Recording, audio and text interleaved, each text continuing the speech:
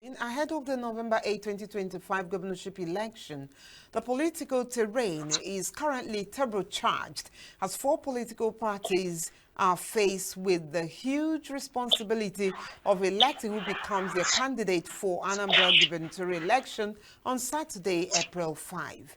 About 11 aspirants from major political parties, including the All Progressives Congress, People's Democratic Party, and Labour Party, will be vying for their respective parties' ticket on Saturday, the same day, April 5, to challenge the incumbent Governor Chukwuma Soludo of the All Progressives Grand Alliance. To have a conversation around this build-up is a journalist and public affairs analyst, Treasure Timi Dare. Good evening, Treasure, and thanks for joining us. All right. Good evening. Are you on? Thanks for having me. Oh, okay. Let's go on. Get on with the business of the day right away. I don't know. With the turnout of events in Anambra State, that some the campaign has happened. Someone who everyone was hoping was going to be in contest is already passed. I don't know what's your position about the election that will happen between an incumbent and others from other political parties, how that will play out. Well, going through what is happening in Anambra State, see, if you look at in the last couple of months, the current governor of Anambra State, Professor, there's a fight effort in ensuring dividend of democracy to the people of Anambra, which they call India Anambra. And that's the more reason why some of the other political parties felt that you won't be there for a while. We're not doing all the things we're supposed to do. How you're working? A very, term. It's going to be well contested for, because you know that by this weekend, definitely some of the political parties will be having their primary election to elect their candidate. Of course, the ruling party, which is the ABGA, already have a candidate in the president of the governor, who has a right to a second time. Are you with me? Are you with me? Can you hear me? Yes, I can. Yes, I can. Okay, so I was saying that the incumbent governor has a right to a second time in office. So definitely the party, which is ABGA, would definitely present him as their candidate. So other parties like the APC, the Labour Party, will all be having their primary election candidate, emerge, and they will now know those party candidates that by this weekend, when the other party candidates emerge, we will now know the real contestant, those who are really in the race. But for the All Progressive Congress, that's the APC, trying to ensure that they have an inroad into Anambra State due to being the power, at the national level. I think that's what is bringing them now. You can see that they have about 7 candidates, 7 strong candidates. We have the Professor Obiora Okoko. We have a lot of them, John Bosco, and then the one that just joined them recently, who used to be in PDP and then Labour Party and all of that.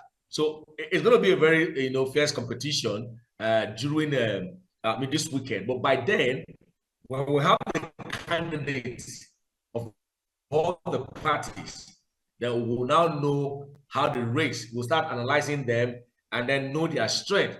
But of course, if you ask me, well, I don't know, but a lot of people that I spoke with, I chatted with, are saying that the incumbent governor is trying his best. But I know as at the time, as at 2 years ago, when I visited Anambra State, I had something to do in Anambra State, and I was there for like 2-3 months. You know, there were a lot of bad rules in Anambra State then, and so we're asking questions: do we really have a government in this place? But suddenly we started and all of that, and then the governor clamped down on them and all of that. But for me, Anambra State has been under one party for the last 16 or more than how many years now? You know, they've never been with the party at the center. They've always been with ABGA. So the question is, this time around, will ABGA still continue to have a lead in Anambra State? Will APC make an inroad into Anambra State because they have the government of the day at the federal level? Would that be able to give them the opportunity to dislodge Governor Soludo from office? These are the questions begging for answers. But until the other parties' candidate emerges, we cannot start comparing those that will slug it out with Professor Charles Soludo, the incumbent governor of Anambra State. But the very big question: can ABGA continue to sustain the legacy? Put there by Peter Obi and Willie Obiano, Charles Soludo. Can they continue? Can APC make an inroad into Anambra State? And then PDP, of course, PDP is not, we can't even compare because we don't even know who is contesting under PDP. We're told that nobody bought the form until recently. But for Labour Party, I think they have 2 candidates in Labour Party. So let's see who becomes the candidate. And with that, we'll be able to know how to analyze their chances or who becomes the next governor of Anambra State. In your own opinion, which party is to be watched in this election? Even when the primaries are yet to be conducted, which party in particular, apart from APGA anyways, should be watched? APC. I will tell you APC. I'll tell you APC because for the candidate that are contending for that ticket, it shows that there's a whole lot being expected from that party. Everybody say, look, I want a ticket. And so that's why you have the influx of people trying to see how they can become the candidate of that party. But APC is a party to watch out. You don't undermine the power, don't undermine what they can do, because ABGA should watch out, because APC is ready to make an inroad into the southeast. Apart from Imo State, they have PDP in Enugu State. So you can understand that APC will want to try to capture Anambra State, to ensure. Also, Labour Party also want to capture Anambra State to also make it 2 states in the southeast. So, but APC is a party that ABGA should watch out for. Once they can produce a very strong and acceptable candidate, they should watch out. I know that. Hello, Treasure. I know your position is that before anyone can really make an opinion on what will happen after the polls in November 5th, that we will be done with the primaries. But I'm going to ask, is there a candidate to watch? Before now, it was the past the man that defected, the woman that defected to Abia State, to APC. Now I'm asking, is there any other candidate? I know that Valentine Zoibo decamped also from his party. So these are some of the names that made it to the front burner as regards Anambra State election in preparation to 2025. But I don't know about now.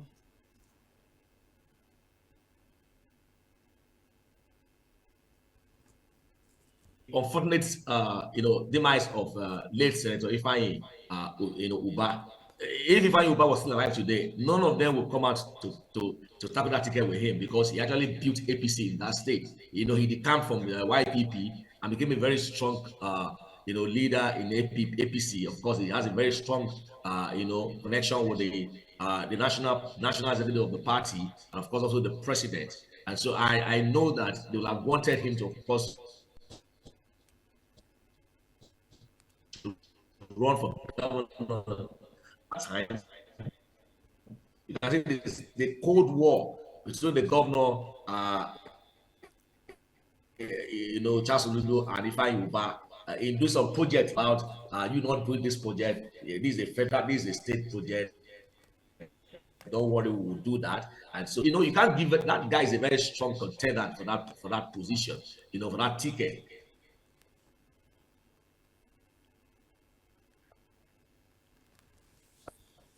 But of course, you also cannot wish away Nigerian airline. It's also a very strong contender for that ticket. So it's dicey now. You may not really be able to predict who will get that ticket. And so on Saturday is just here, just about 48 hours now or thereabout. We're going to have a candidate. It's going to be fairly contested for popular candidate among those 7 persons will emerge. So but let's also not rule out the fact that there could just be a surprise.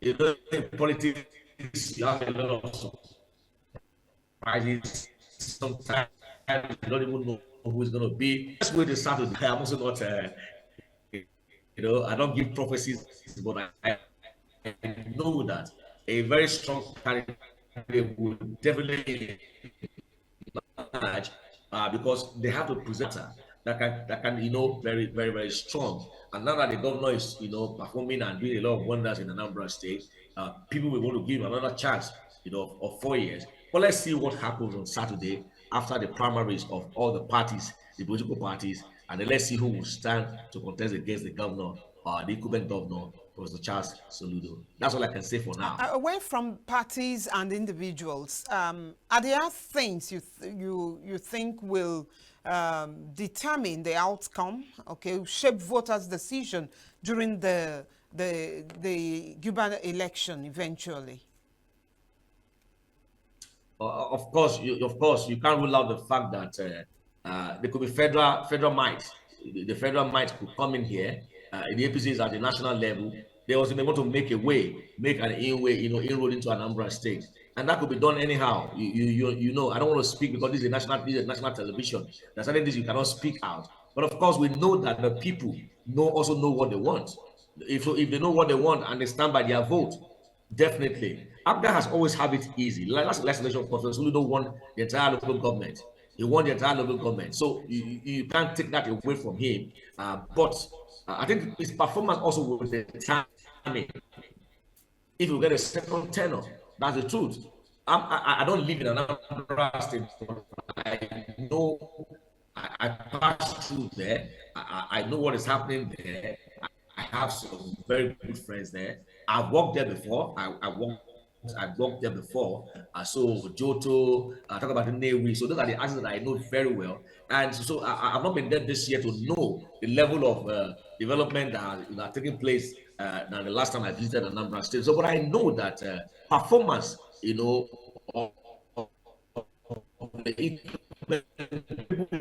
wanting for a second tenor, and those that are coming in also, what do they have to offer the people? I think it's time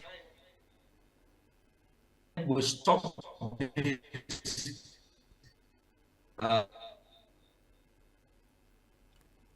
issue of I wanted to fuel my tank at the filling station, and I was just talking with someone because we were queue. I was talking with someone and he said, "Look, this country is something." I said, "Well, where are actually the problem?" And he said, "Yes, I agree." And then sell your conscience for just 5,000 naira, and for the next 4 years, you start complaining. So when people complain, I don't want to say that I'm not a part of my question of what you have to offer to us. What are you doing for us? Not that you give me money now, and then after that day, I won't see you again. And then the moment you get our vote, now everybody is just busy now looking at the people. You can see that the moment is election, it's gone with people. The governor going to several roadside mama put to eat with people. Now, after election, what happens again? You won't see him again, and that is the truth. He won't come again until another 4 years when it's getting to that time. It's only in this country where people celebrate a governor paying salaries for workers. It's only in this country where people celebrate a governor for providing roads. Roads and providing potable water, electricity, and then people are clapping and celebrating the government. If not to provide, infrastructure for people and make living good for them. Providing water does not make you a super governor. Building roads does not make you a super governor. Paying salaries, those are your primary, assignment as a governor of a state. Providing security for people are the things that you must do. So I don't see any reason why when people do all of those kind of things, people begin to clap and celebrate and say, "Oh, our governor is a good man for paying salary." Why would you pay salary? Why won't you provide roads? Why won't you provide potable water? Why won't you provide light for you? What are the things these are the things he knows that he was supposed to do for people. But he won't do them. They will impoverish people. People who begin to suffer, hunger in the land. And then when it's time for elections, if you vote for me, we will do that. And people will stupidly and foolishly believe them, collect the peanut. Some people give them as low as 2,000 naira, 5,000 naira, and a wrapper, a bag of rice, small bag of rice, all the things that, that in the next 4 years, we don't even get them again. And then you vote for them, you stand in the sun, you queue up in the sun and the rain, you vote for them. Some of them even get killed, working for all these politicians. And the moment they get into power, they don't come back to say thank you. No project. They'll do project for the people they want to do project for, and people begin to clap hands for them. I don't know how we're going to change this mentality from the people of this nation where in the last 4 years. Oh, give him another chance. But if you think he has not done well, sentiment apart, vote in somebody else and vote him out. And that is it. Now that you have mentioned it, I don't know if you're privy to some of the manifestos of the candidates or the party, if any, that you chance to have information about. Can you compare notes or the promises that they have made to the people? Yeah, I know one of the APC candidates, John Bosco Onuku. I know he has been a philanthropist. He has all his life he's been doing things for his people, but he has never succeeded in any of the elections he has contested for. He went for House of Assembly here, he didn't get it. He went for House of Reps, he didn't get it. Now he's going for governorship. I hope he gets it. And that's one of the people that I know very well. He's one man that has done so much, humanitarian project for his people. So I'm not campaigning for him, but I'm just saying that those are the kind of things that people need to look at. Someone who's not the governor yet, who's not a public office holder yet, but he's been doing things for his people. He's been, every year he has a foundation for the youth, for the women, for the men. He empowers people. So these are things that people really need to look at and see how they want to do that. So for me, I think what we need to do is that in Anambra, I'm sure there will be a debate where they can also speak out and people ask them questions on what they intend to do for the state. But honestly, it has come to a point where we begin to hold our leaders accountable for their words, for their action, for the things they promise. You can't just go back because you want to just get into political office and then you begin to tell people stories, lies, and then. But people can see what you have done. They know what you have done. They know your antecedents. They know what you want to do with your own personal money. And so if you have government money, definitely you'll be able to do more than that. So for me, I think people should really sit down. I'm not going to tell anybody who to vote for. I don't live in Anambra State. I'm not from Anambra State. I'm only just because of the nature of what I do. I travel a lot and I do a lot of interviews with people. But I know India Anambra have a lot of businessmen. We were told that they have the highest number of billionaires in the country. How come those things are not reflecting in the states? They're not reflecting in the states. Even the state capital does not look like a state capital.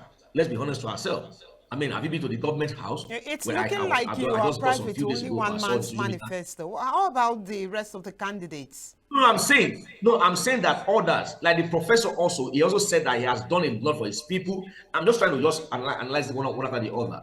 Now, the professor says he has done a lot for his people. Of course, the Valentine has been doing great things that we all know him. He's been doing a whole lot of things for his people and all of that. But for me, it shouldn't stop there. It shouldn't just because of what they have been doing. The point is that what are their plans?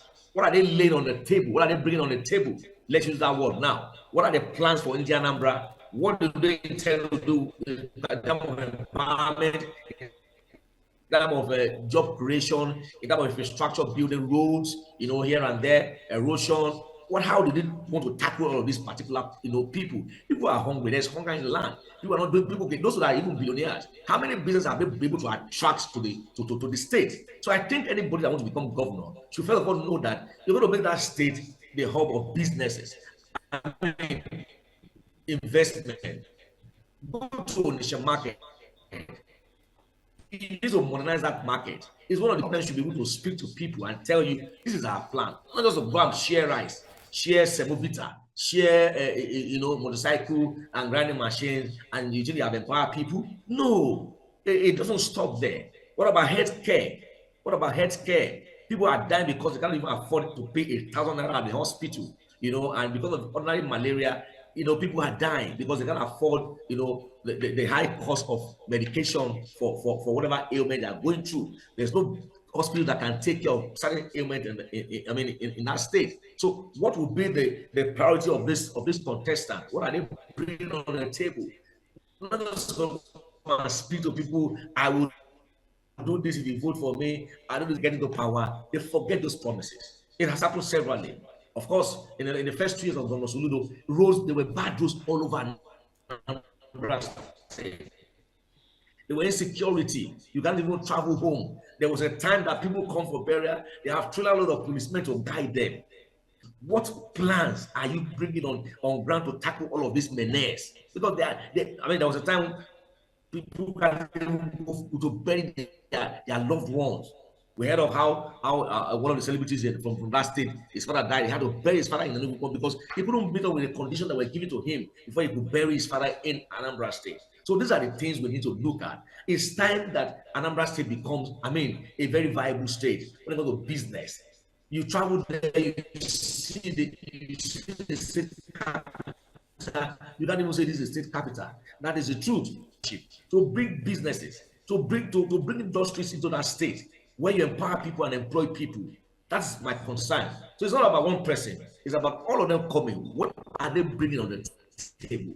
Questions should be asked, and they should answer those questions. And they should be held accountable if they fail to perform those promises when they get in power or when they are elected into power. Okay. Let's look at the parties again as they're getting set for the primaries by Saturday. I don't know how prepared they are, really. In some states, we notice internal party crisis in some states, but I don't know how it is with these major parties in Anambra State as they're getting set for gubernatorial elections. Okay, for me, when you talk about the parties, like I said, ABGA does not need any other candidate again. They have a candidate in the incumbent governor already. So what the APC is the party you need to watch out for now, because they are the one that are really struggling to produce a candidate. And I hope they can still stay victory if they really want that party to become, to produce the next governor of Anambra State come November 2025. So that party is the party, because when you have 7 candidates, they have all refused to step down. Anyway, we can't say, maybe by tomorrow there'll be some alignments, and maybe some person may be able to okay, let me step down for this person, let me step down for this person. But the point I'm trying to make is that it's going to be a first contest, because not all of them believe that they have the capacity to become the candidate of the All Progressive Congress in the Anambra coming elections in November 2025. So, but of course, the ABGA, without any rancor, they already have a candidate. So it might just be an easy ride for them again, because by the time the APC, have their primaries, be sure to have some people who may decamp again, who may also switch their support to another party candidate. That's politics. Some people play politics that it should just be for me, I myself, and I alone. So, but I think after Saturday, and when the candidate of APC emerges, for Labour Party they had just 2 candidates, so it might just be an easy flow or easy way for them to produce a candidate, because one person must win and the other person may not win. But when you have 7 candidates, it's going to be they will slug it out, and you know what that means. So the party delegates, I don't know whether it's going to be a delegate thing or the entire state the entire party member, all the party members in the entire state that will vote for that primary. We don't know the modality they're going to use, but we just need to watch out for the APC. And if they have a strong candidate who can stand the test of time, it's going to be. I mean, they will definitely make Soludo campaign very well. But without that, it will just be a walkover for him, because even in the last election, you can see what happened. He won the entire local government of Anambra State. Now, there's something that happened during the last election that brought Professor Soludo to power, and that was threat asking the people of Anambra State to boycott the gubernatorial election. I don't know if that will happen this time around. There's none yet. But then I don't know if that can be addressed, and if it should be addressed, and how it can be addressed. Boycotting the election. I don't think such threat will come again, because if you look at it, insecurity is becoming a thing of the past in Anambra State. There were a lot of kidnapping, in the past, but I think it has reduced to a very minimum now. And then those who were into that are being arrested, are being fished out, and I think the police should be commended for their effort in that area. So where there are no security threats, there shouldn't be any threat to boycott the election. I mean, you can see now that their own election is far behind the general election because of what has happened. So I don't think they are not doing election with the same time the other states are doing their own election. So I don't think Anambra State will want that to happen again. So, but I believe that there will be no threat. Security agencies will definitely on top of their game. And then with the declaration of the clampdown on all the fake, herbalists, native doctors, and all of that in the state, I think the state will witness a peaceful election come November 2025.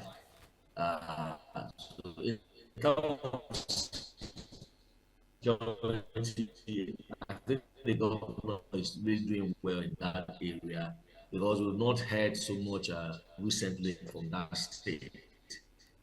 But what can you say about the voters' confidence, given the threat and given what has happened in the past? Like you rightly pointed out, the insecurity that happened over the years until it looked like the governor stepped his foot down and did one or two things. Like you pointed out, the the herbalists and all of those, that he had to climb down to bring down the level of insecurity in that state. But what can you say about the people's confidence? Will they really turn out for the elections? And are there assurances of security for the election day, around the election period?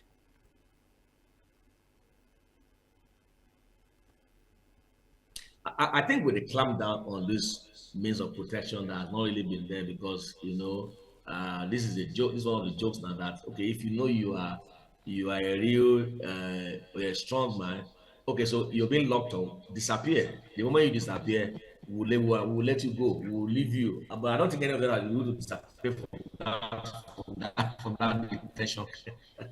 I don't think anybody has able to disappear or fly away from that detention. Clamp down on them. So, but the point is this: the people definitely will have some form of confidence to come out to vote, because the moment you can assure people that their security is guaranteed, definitely people will troop out, to vote for their candidate of the choice. So security, I think before November, will really have improved more than what we are having now. That is the most important thing, and of course, during the campaigns is when we know if the security, are really protective of the citizens of Anambra State. If there are no clashes or there are no violence anywhere, really not happen there. So let's watch out. Let's keep watching and see what happens. But for me, I'm confident that election will have a large turnout, because if you look at what's happening around now, anywhere they go, we see the crowd comes out. Project commission, you see the crowd in that large number. That means the state is a bit free from all of those encumbrances, security problem challenges that they have in the past. So let's watch out for a better outcome this time around concerning the elections. Because sometimes when you look at the figures that are being released and being declared for as a winner, that is a very low turnout. So, but I believe and I have that confidence that with all of this that's happening now, security will really improve or will have improved before then. That will make sure that people go out to cast their vote for the candidate of their choice. I know we have our peculiarities in these climes, but just for Anambra's case, being an off-season election, I don't know, are there, what are the possible post-election scenarios to play out at the end of it all, after the November election?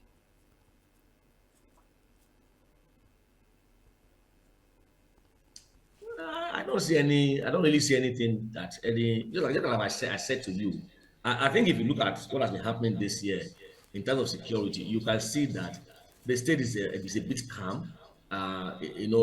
Report of kidnappings and all of that is not.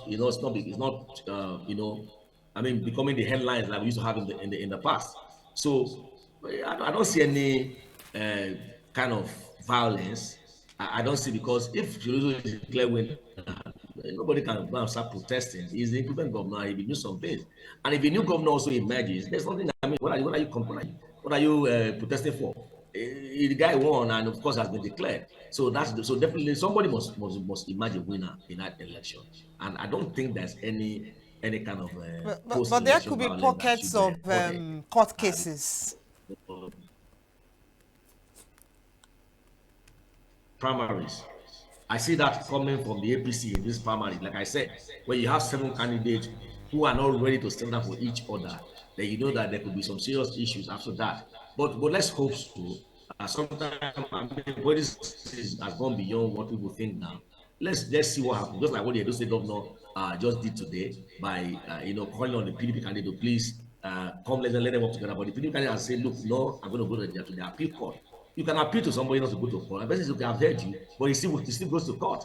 So, but if there are no crises, there are no cases emanating from the outcome of the APC primaries on Saturday, then that means we're going to have a free, smooth election, and until after that. But whoever imagines as a candidate of APC, if he also feels cheated at the end of the general election, or the ABGA also see that, oh look, we've been shortchanged, they can go to court. But going to court is not an issue.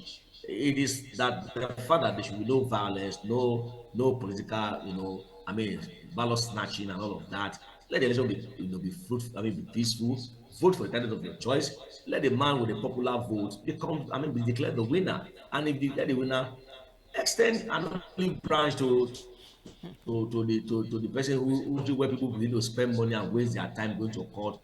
Even when you know that the outcome may not favor you, you still want to go to court and try your luck. We have seen people that the tribunal will strike out their cases and the appeal court will do that, and the Supreme Court, they will win. That's the truth. And we're seeing people who did not win at the tribunal, didn't win that they have to do. But if the National Assembly, I heard that they are proposing a bill now that all governorship elections should stop at the appeal court. I think it will be better that way instead of going to Supreme Court, because I see people spending so much money, and that's why when they become governor or get to that position, they want to recoup whatever they have lost or they have expended during the campaign. So I don't see, how do I put it now? I don't see a form of violence that will emanate out of this. I think it's still the fact that it's an obstacle election, and so all eyes will be there. Everybody will be on the social media, monitoring what is happening there. Those who cannot be on ground, all of those on the election. So, but I don't see much, cases or much court cases. If APC can produce an acceptable candidate to tackle the incumbent governor, and the other parties also can also do that. And if there are no cases, there are no court. But general election, we have no court cases, or nobody will go to the tribunal to challenge the election. All right, thank you very much, Treasurer Timi Dare, for keeping us company on this segment. We appreciate your contribution, sir.